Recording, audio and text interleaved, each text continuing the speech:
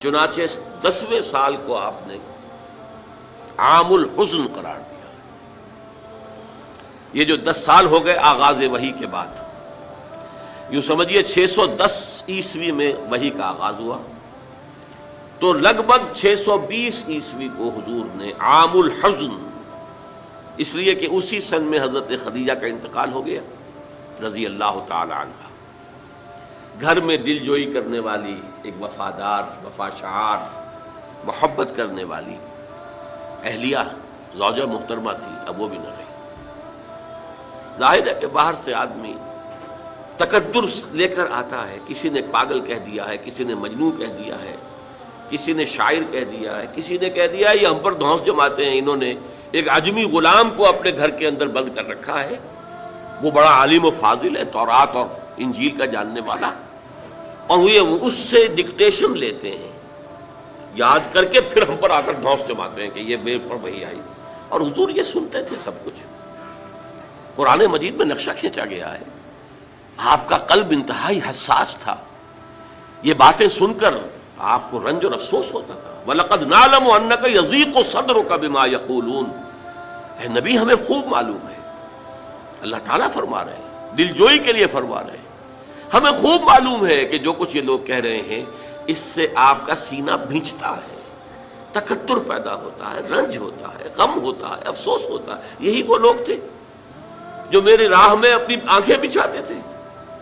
یہی وہ لوگ ہیں جو الصادق الامین کا خطاب مجھے دیتے تھے، جو مجھ سے انتہائی محبت کرنے والے لوگ۔ آج کوئی مجنون کہہ رہا ہے، کوئی پاگل کہہ رہا ہے، کوئی شاعر کہہ رہا ہے، کوئی ساحر کہہ رہا ہے، کوئی مسحور کہہ رہا ہے، کوئی کذاب کہہ رہا ہے، نقل کفر نہ باش، ساحر کذاب الفاظ قرآن مجید میں آئے۔ یہ سب کچھ آپ سن کر گھر پر آتے تھے تو گھر پہ کوئی تسلی دینے والی تھی نہ ایک، لیکن اب وہ بھی نہ رہی۔ آپ کو معلوم ہے یہ واقعات بڑے اہم ہیں سیرت النبی کے۔ جب پہلی وحی آئی ہے اور حضور کے اوپر ایک دہشت کی کیفیت طاری تھی، عالم بشریت کا پہلا ہوا تھا معاملہ عالم ملکیت کے ساتھ، جبرائیل سے پہلی ملاقات غار حرا میں، اس کی طبیعت کے اوپر طبعاً جو ہے ایک دہشت تھی، آئے ہیں تو کانپ رہے تھے، پھر بخار چڑھ گیا ہے، اس میں کہا ہے آپ نے خشیت علی نفسی، خشیت علی نفسی، خشیت علی نفسی، مجھے اپنی جان کا اندیشہ ہے۔ یہ کیا صورتحال ہے، یہ کیا ذمہ داری ہے جو مجھ پر آ گئی؟ تو وہی تھی، وہی غمخوار بھی تھی، وہی ہمت بندھانے والی بھی تھی، وہی ہے جس نے پہلے تو یہ کہا اللہ آپ کو ضائع نہیں کرے گا، آپ فکر نہ کریں، آپ تو یتیموں کی سرپرستی کرتے ہیں، بیواؤں کی خبرگیری کرتے ہیں، آپ بھوکوں کو کھانا کھلاتے ہیں، غریبوں کی جو ہے خدمت کرتے ہیں، اللہ آپ کو ضائع نہیں کرے گا۔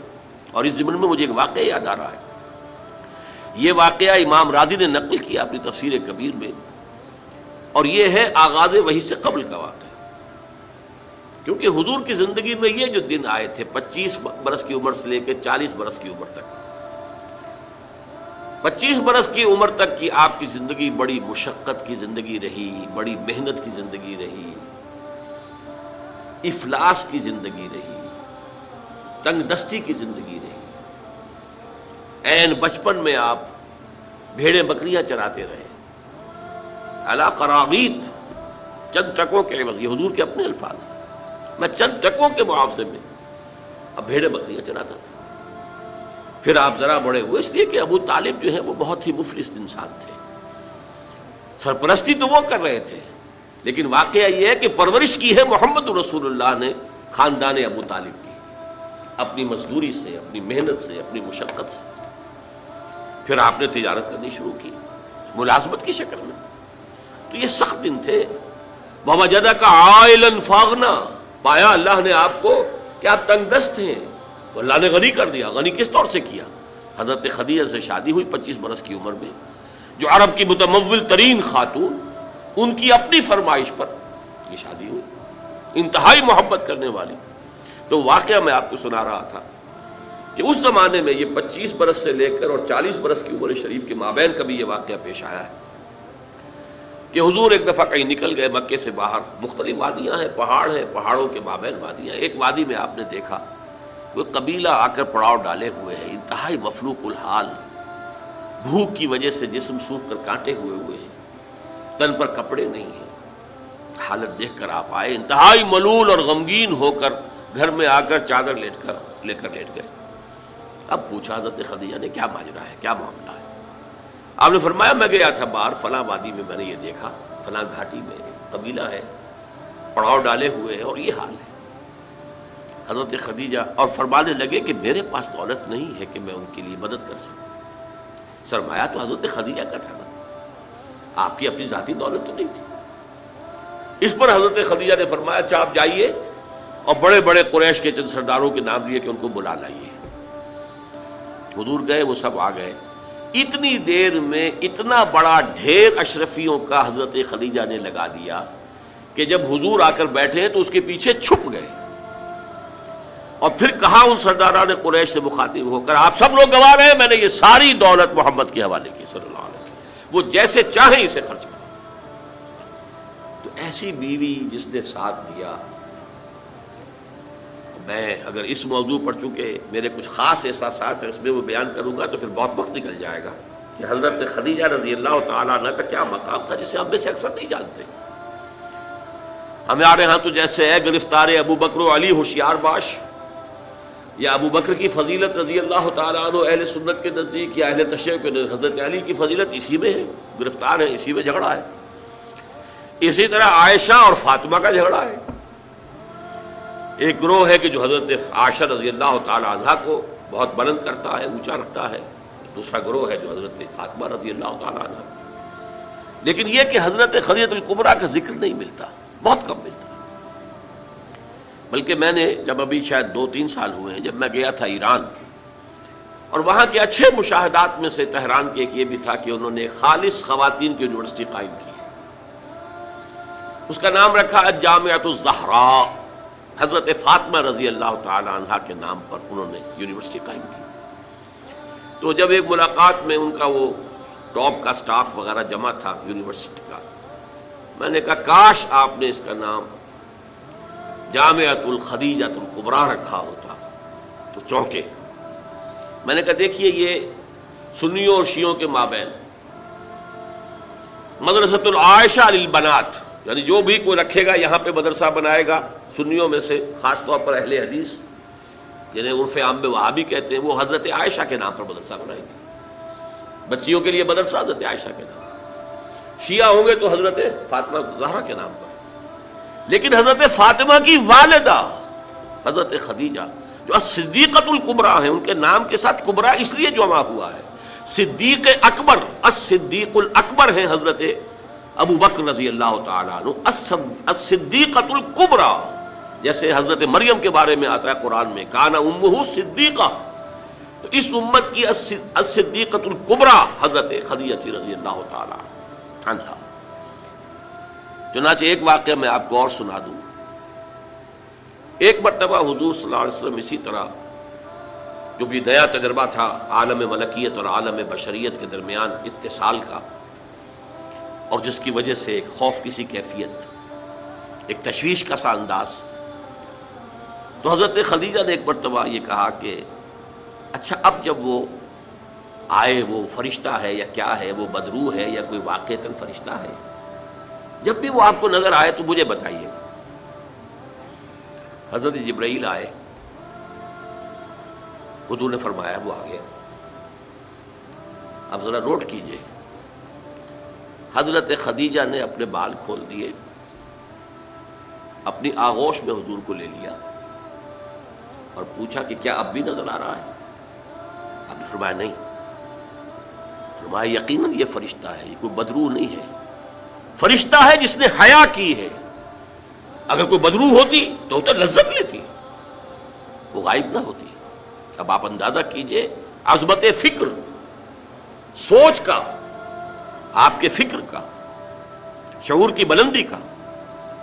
بہرحال سن 10 نبوی کا تذکرہ کر رہا تھا، حضرت خدیجہ کا انتقال ہو گیا، ابو طالب کا انتقال ہو گیا، جو ایک پروٹیکشن، ٹرائبل زندگی میں پروٹیکشن، جیسے کہ آج ہی میں پڑھ رہا تھا کہ جو بھی پہلا ایک معاہدہ اوس اور خزرج کے درمیان جو مسلمانوں نے یثرب کا اور پھر مہاجرین کو ساتھ شامل کر کے حضور نے کروایا تھا،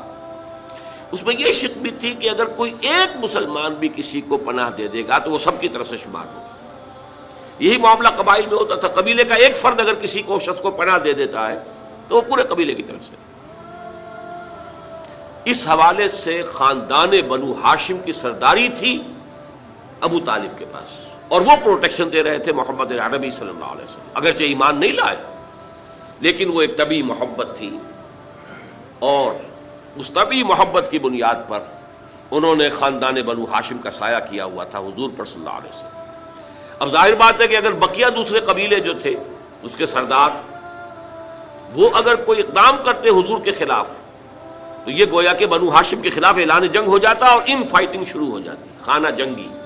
سول وار مکے میں شروع ہو جاتی۔ یہ وجہ ہے کہ 10 برس تک اس اقدام کی جرت انہیں نہیں ہوئی۔ سفارتیں لاتے رہے، ابو طالب کے پاس سفارتیں آئیں، کبھی لالچ پیش کیا، آپ ان سے کہیے اگر انہیں دولت چاہیے تو زر سیم و زر کے ہم انبار لگا دیں ان کے قدموں تلے، انہیں کوئی سیادت چاہیے تو ہم انہیں اپنا بادشاہ ماننے کو تیار ہیں، اگرچہ ہمارا کوئی مزاج نہیں ہے کسی بادشاہ کو ماننے کا، ان کو مان لیں گے، اور اگر کہیں شادی کرنا چاہیں تو اشارہ کر دیں، قریش کے جس بڑے سے بڑے گھرانے میں کہیں گے آپ ان کی شادی کر دیں۔ ایک یہ بھی تھی آفر جب حضور نے فرمایا تھا کہ چچا جان چاہے یہ میرے داہنے ہاتھ پر سورج اور بائیں پر چاند رکھ دیں تب بھی میں اپنے اس دعوت سے باز نہیں آ سکتا۔ ان کا مطالبہ یہی تھا کہ یہ دعوت ختم کر دیں، ہمارے معبودوں کو برا نہ کہیں، جس کے ضمن میں پھر آخری جبکہ ابو طالب بستر مرگ پر تھے اس وقت جو آخری سفارت آئی ہے، اور انہوں نے آخری چیلنج کیا کہ ابو طالب اب بھی اگر تم باز نہیں آتے تو پھر ٹھیک ہے، ہمارا الٹیمیٹم ہے، آؤ میدان میں مقابلہ کر لو یا روک لو اپنے بھتیجے کو۔ اس پر جب ابو طالب نے بلایا ہے اور حضور سے کہا ہے کہ بھتیجے مجھ پر اتنا بوجھ نہ ڈالو جو میں برداشت نہ کر سکوں، ظاہر بات ہے اکیلا خاندان بنی ہاشم، پورے قبیلہ قریش کا مقابلہ، پھر خود جو ہے نہایت ضعیف بوڑھے اور بستر ملک پر ہیں تقریباً، بھتیجے مجھ پر اتنا بوجھ نہ ڈالو جسے میں برداشت نہ کر سکوں۔ اس پر حضور کی آنکھوں میں آنسو آئے کہ ایک ہی مرئی سہارا دنیا میں ویزیبل اسباب عالم کے اعتبار سے ایک پروٹیکشن، ایک سہارا، ایک مدد کی شکل تھی، آج وہ بھی جا رہی ہے، ختم ہو گئی۔ کہا آپ نے یہ کہ چچا جان اب تو یا تو یہ بات پوری ہو کر رہے گی اور یا میں اپنے آپ کو اسی میں ہلاک کر دوں گا، میرے لیے کوئی ریٹریٹ کا کوئی امکان نہیں ہے، کوئی واپسی کا کوئی امکان نہیں ہے، پسپائی کا کوئی امکان نہیں۔ بہرحال میں نے یہ سارا پس منظر بتایا ہے عام الحزن، اور یہ ابو طالب کا بھی انتقال ہو گیا، وہ پروٹیکشن ختم ہو گئی، بلکہ اب بنو ہاشم کا سردار ابو لہب ہے جو خود دشمن ہے، انتہائی یوں سمجھیے کہ زہریلا دشمن۔